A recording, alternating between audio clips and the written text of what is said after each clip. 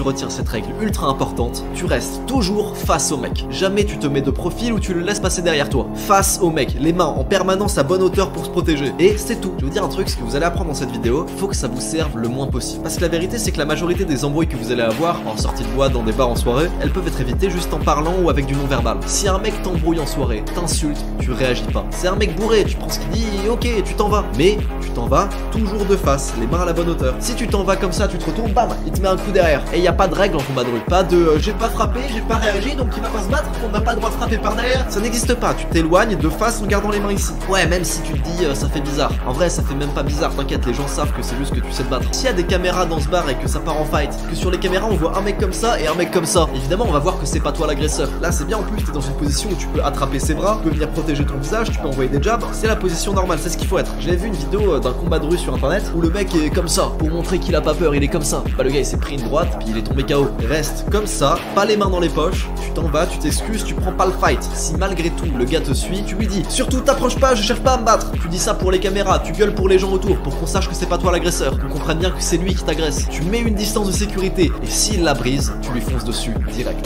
Tu dois pas le laisser être le premier à frapper. Celui qui gagne un combat de rue, c'est celui qui a l'opportunité de frapper en premier. Tu peux pas juste être en mode passif. De pas oser rien faire car le mec a pas encore balancé quoi que ce soit. Ah non, tu vas pas attendre qu'il t'en envoie un pour répondre. Tu lui dis que tu veux pas te battre, tu lui dis de rester à distance. S'il brise la distance, c'est qu'il considère que vous vous bagarrez. Donc là, bah tu lui fonces dessus en premier, tu lui attrapes la taille, tu lui mords l'épaule, tu lui chopes les couilles, tu tires. Là, tu lui marafes ses côtes. C'est violent, c'est rapide, c'est pas réfléchi. Y a pas de si son coude fait un angle de 30 degrés, tu prends sa main, tu la mets sur ton épaule, tu tombes sur toi-même, tu réussis 3 fois la charada et tu sautes. Non, tout ça c'est des conseils de merde. Je parle de tout ça dans mes vraies vidéos.